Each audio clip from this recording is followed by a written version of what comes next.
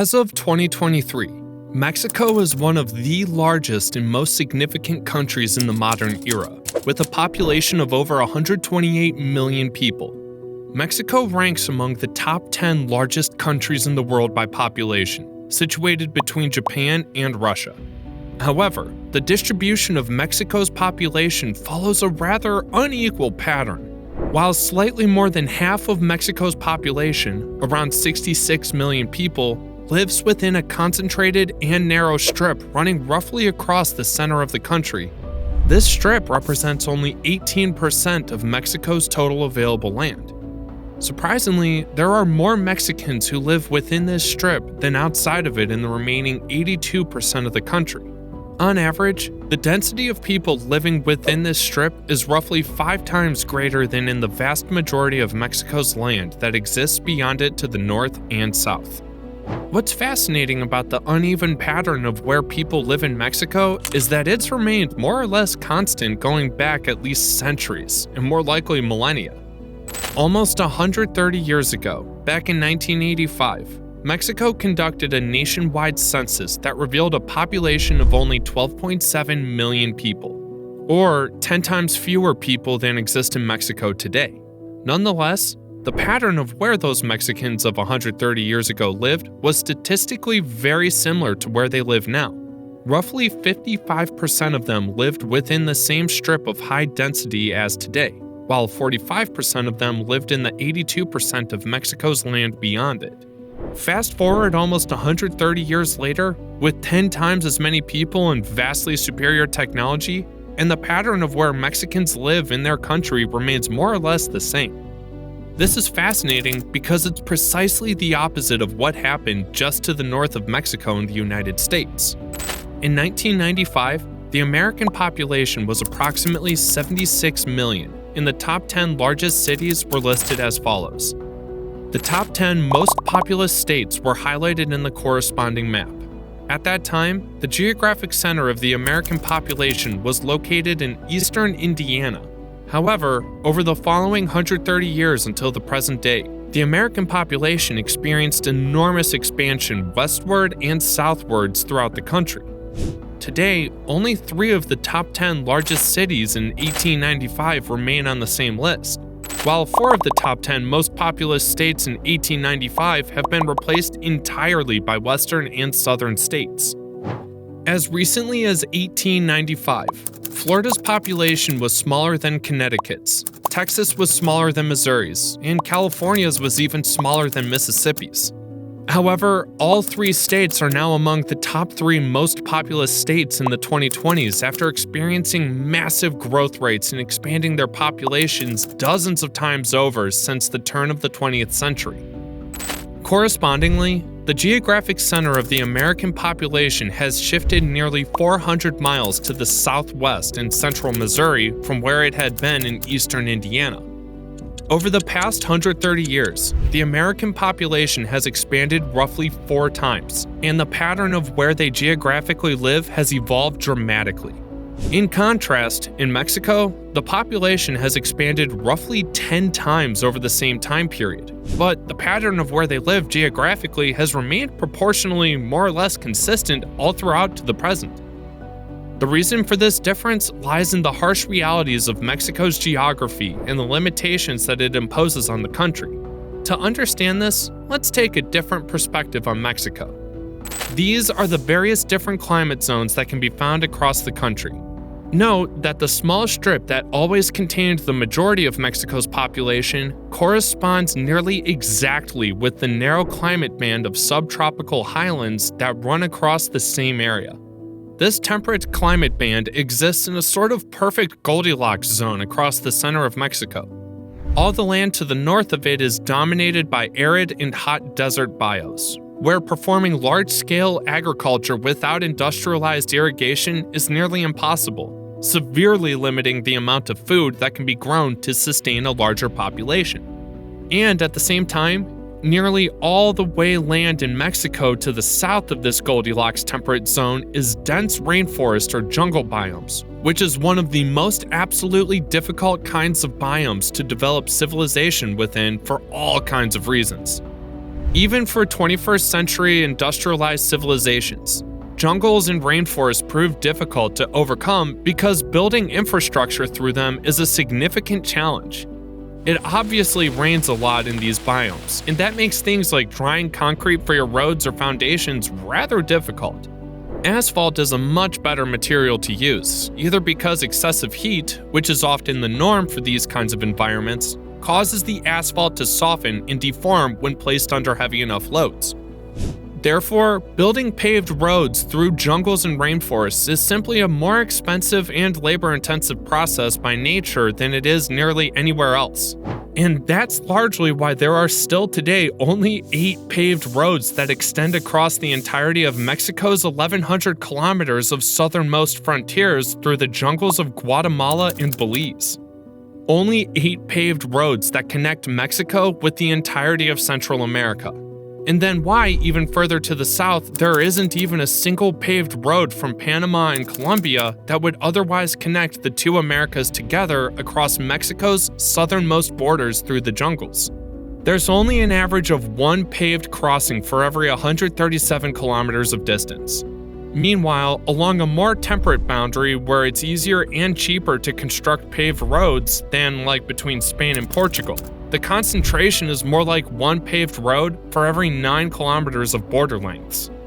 More roads mean better and less expensive transportation options for more people, which means a better ability to conduct trade and business, and a correspondingly better ability for more people to capture more capital for themselves.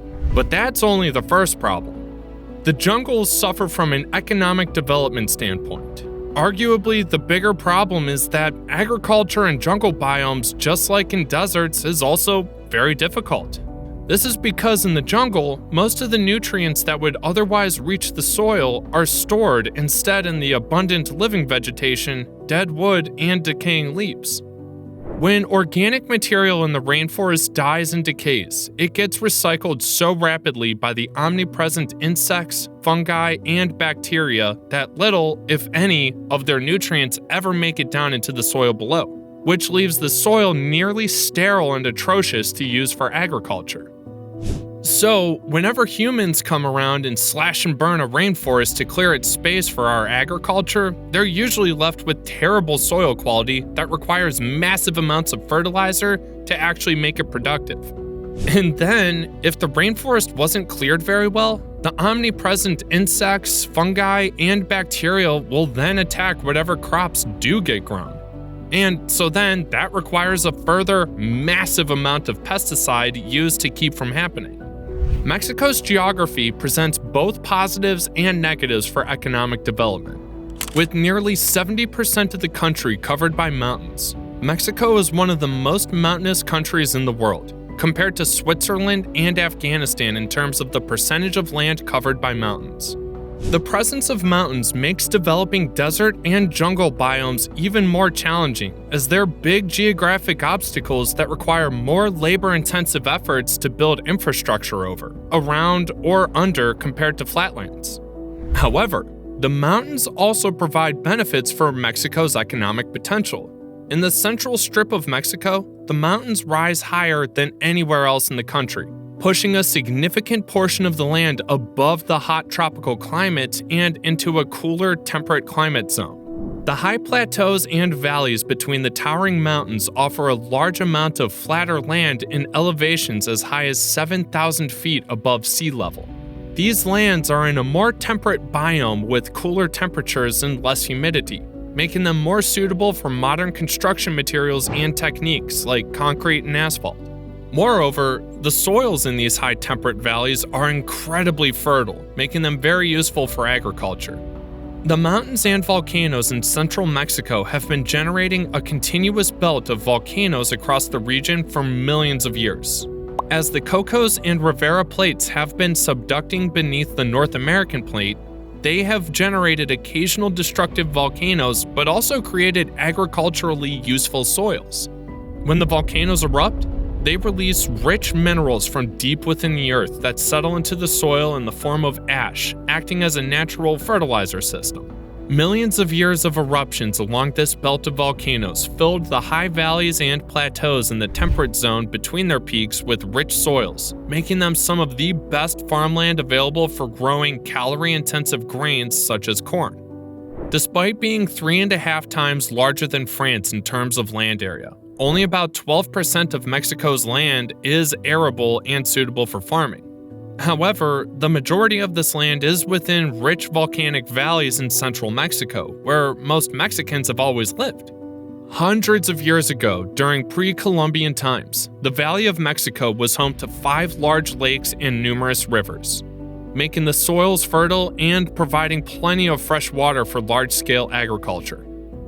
Additionally, the calm surfaces of the lakes made transportation on boats easier than across mountainous terrain, providing a perfect and cheap method of transportation for moving large amounts of food and other products.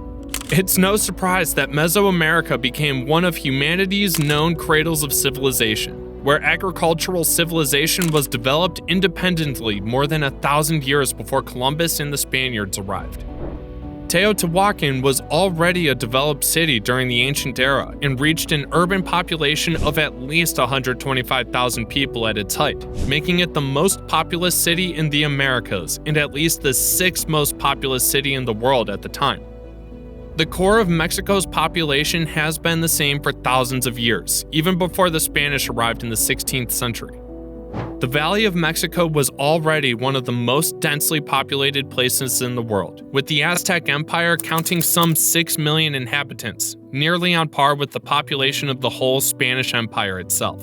The Aztec capital, Tenochtitlan, high up in the Valley of Mexico, may have numbered as many as 200,000 urban inhabitants, making it a larger city at the time than any city found in Europe. After the Spaniards destroyed Tenochtitlan, Mexico City was built in its place over the ruins, and the area remained the center of political and cultural life in Mexico. However, after millions of indigenous people died from the diseases and violence brought by the Spaniards, the Valley of Mexico never recovered its pre-Columbian population again for another 4 centuries until the early 1900s. Now, more than 500 years later after the conquest, Mexico City once again ranks among the world's largest and most significant megacities, with a metropolitan population of more than 22 million people, making it the 6th most populous urban area in the world and the largest metropolitan region found anywhere outside of Asia. However, the core of Mexico City exists at an elevation of around 7,800 feet above sea level, which is higher than any other city with a similar population. For comparison, Mexico City's elevation is on par with a ski resort found in Aspen, high up in the Rockies of Colorado. Of the 10 largest cities in Mexico, 4 are at elevations beyond 7,000 feet, 3 more beyond 5,000 feet, and 2 more beyond 3,000 feet. Big cities in the United States cannot be found anywhere near to these same kinds of elevations. There's only one city in the entirety of the United States with a population greater than 100,000 that can be found above 6,000 feet, which is Colorado Springs. Every single city in the United States with a population of more than 1 million people exists beneath 3,000 feet in elevation, which is less than half the elevation of Mexico City, that is tens of millions of people. However, having so many people living at such high elevations does have its cons for Mexico. Mexico's unique geography presents challenges for transportation and trade. The country's high mountains provide the only flat and easily arable valleys in the more temperate zones, but also make transportation between valleys and from valleys to the coast difficult. The steep gradients and strong currents of the rivers mean that there are no naturally navigable rivers in Mexico, making transportation by water impossible. This leaves more expensive options like roads, railways, and airplanes as the only means of transport and trade. Veracruz, located on Mexico's coastal lowlands on the Gulf of Mexico, was the only suitable place in the pre-industrial era to establish a major port in the country due to its natural harbor and strategic location only 200 miles away from the core of Mexico City. However, the mountains around Mexico's core provide an element of protection from external attacks, but they also historically kept Mexican power contained and away from the coast, thus unable to project significant power into the oceans. Connecting the crucial port at Veracruz to Mexico City, which is more than 7,000 feet higher in elevation, proved to be a significant challenge. The two cities were never successfully connected by a railroad until 1873, long after the United States had already built over 50,000 miles of their own railroads, opening up significantly more lands to people and trade than what was remotely possible in Mexico. Furthermore, building infrastructure links between Mexico City and other major population centers in separate valleys has always been difficult, as Mexico functions more like a splintered mosaic of patched-together autonomous valleys than a single centralized state. This is due to the lack of cheap transportation options, which makes it difficult to generate a surplus of excess capital needed for building out transportation infrastructure required for trade. As a result, foreign investment or entities with already accumulated capital are often required to fund transportation infrastructure projects in Mexico. Geographic constraints pose challenges for any centralized authority in Mexico City to extend its power and influence beyond the immediate valley and into the scattered and isolated regions of the country. Additionally, the temperate valleys in the center find it difficult to conduct trade with the northern and southern parts of Mexico, which are characterized by deserts or jungles, exacerbating economic development challenges.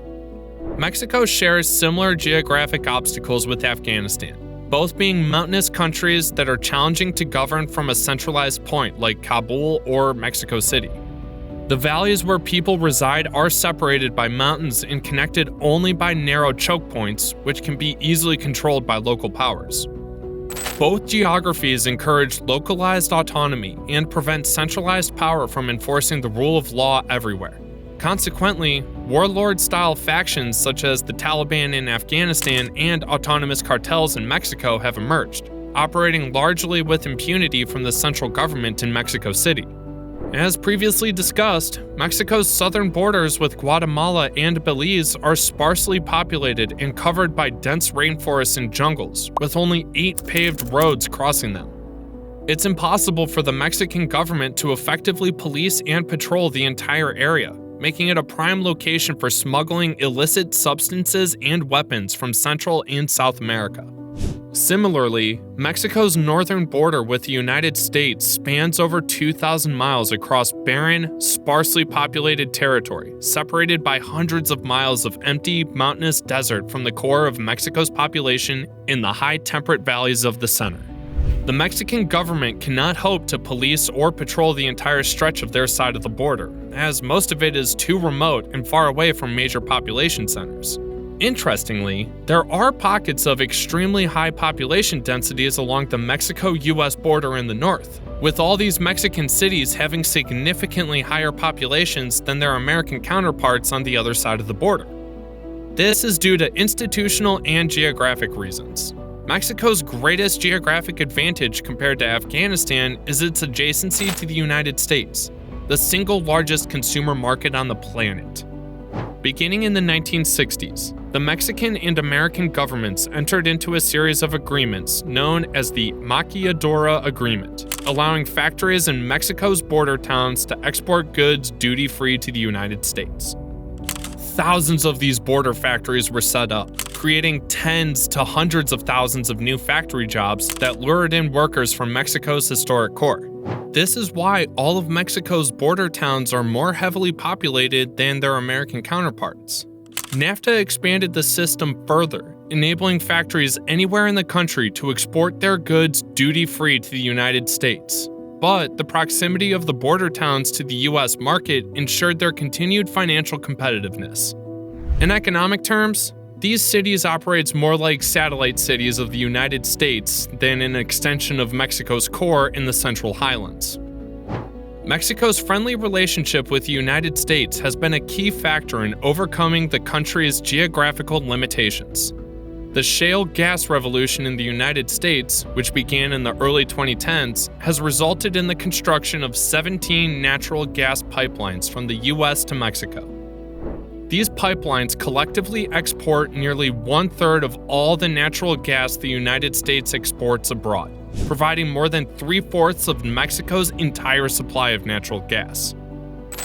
The abundance and low cost of natural gas from the United States has turbocharged the Mexican economy by powering factories, taking advantage of Mexico's comparatively cheaper labor and ability to export products duty-free to the United States. This situation has led to a surge in manufacturing jobs and the growth of Mexico's economy, making it the world's 5th largest exporter of cars by 2021.